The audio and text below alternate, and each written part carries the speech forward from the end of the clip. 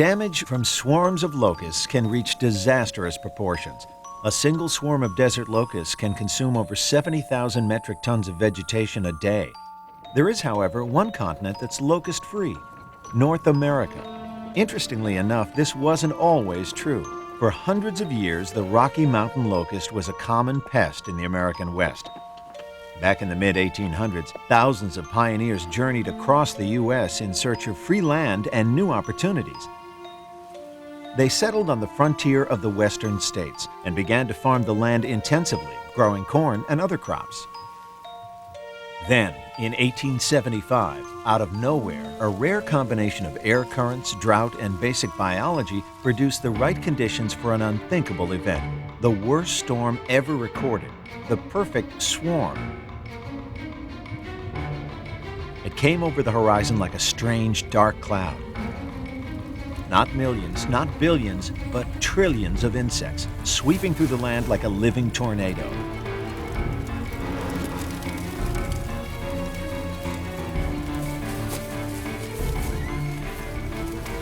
Those who saw the incredible event and survived never forgot what they witnessed.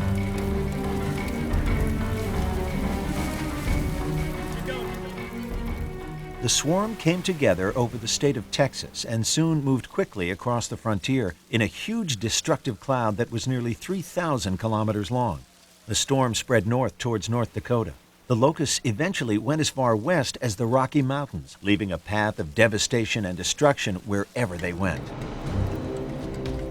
An account from one person who observed the swarm described the locust storm. The locusts came down from the sky like hail. Frightened people ran screaming into their homes as the locust's claws dug into their skin and hung upon their clothing. They heard sharp cracks as the insects came underfoot. The large locusts were everywhere, looking with hungry eyes, turning this way and that.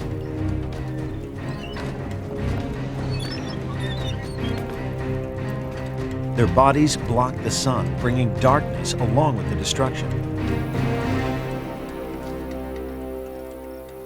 Crop damages were absolutely astonishing. If such destruction were to happen today, it would cost an estimated $116 billion US, more than the most costly hurricane in American history. And then something remarkable happened. The Rocky Mountain locust simply vanished.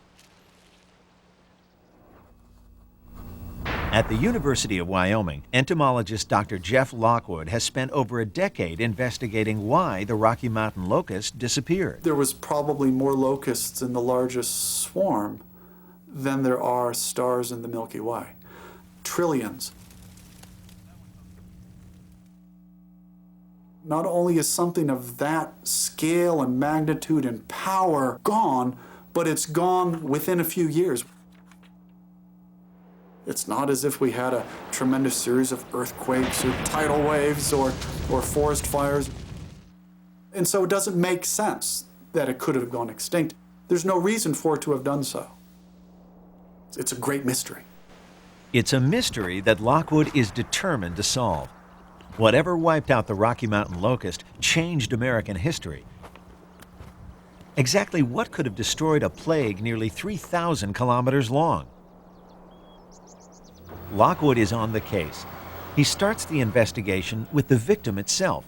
Unfortunately, very few locust specimens exist, and those that do are often in bad condition. So what we have is a body of evidence of the victim in its dying moments, right? But we don't know what the life of the victim looked like when it was flourishing. The next opportunity we have for a major set of clues is locked up in the ice of the glaciers of the Rocky Mountains. Lockwood is headed to Knife Point Glacier, Wyoming, not far from Yellowstone National Park. For centuries, strong winds would sweep swarms of locusts high into the mountains, where they would freeze to death. These glaciers serve as both traps and sort of icy tombs for the Rocky Mountain locust. Were we looking at a long, slow death, or were we looking at a sudden demise? By extracting DNA samples from specimens frozen over a period of time, Lockwood may be able to specify exactly what caused the extinction of the insects. The good news for the expedition is that there could be locust specimens anywhere, but the bad news is that anywhere includes thousands of square meters covered with snow and ice. Then, on one of the steeper parts of the mountain, Lockwood sees something.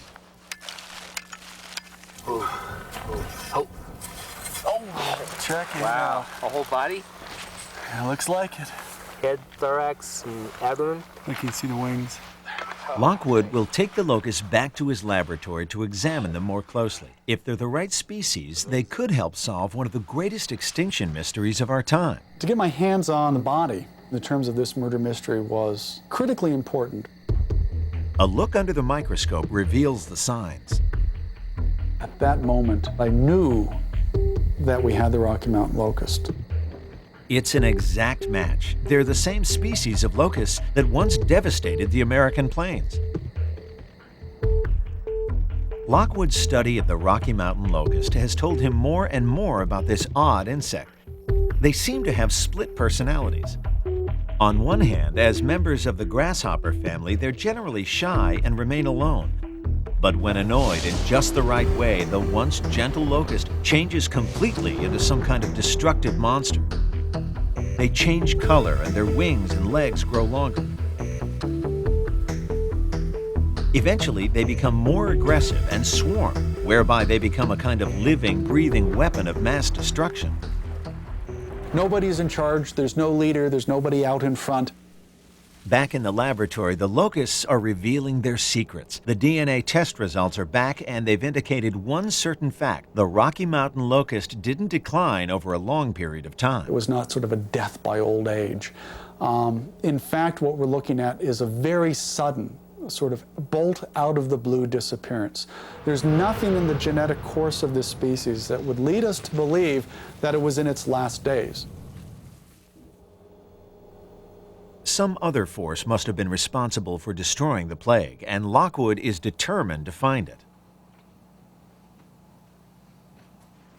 And I begin to realize that we've been looking at the wrong scale. If we want to find out perhaps what eliminated the Rocky Mountain locust, what we should be looking for is what was happening to this species at the time of its weakest link. Now, after years of research, Lockwood may finally be able to solve the mystery of why the Rocky Mountain locust disappeared. It turns out that the Rocky Mountain locust gathered in one particular region to lay its eggs. In the 1800s, that region was in the river valleys of the Rocky Mountains. It turned out that agriculture was booming in these river valleys in the late 1800s. The gold and silver industries were booming as well. The major nesting area of the Rocky Mountain locust had become a busy and overcrowded place. Therefore, conditions there would certainly have had an effect on any species. The killer of the Rocky Mountain locust turns out to be us. The pioneer agriculturalist of the Rocky Mountain West in the late 1800s is the killer of the Rocky Mountain locust. As farms appeared in the river valleys to feed the miners, the farmers plowed up the fields and stamped out the delicate eggs that had been laid by the great swarm. By not allowing the eggs to mature into full-grown locusts, the species was entirely destroyed at its weakest, when the insects were just eggs. The only extinction of a pest species in agricultural history was, in fact, an accident.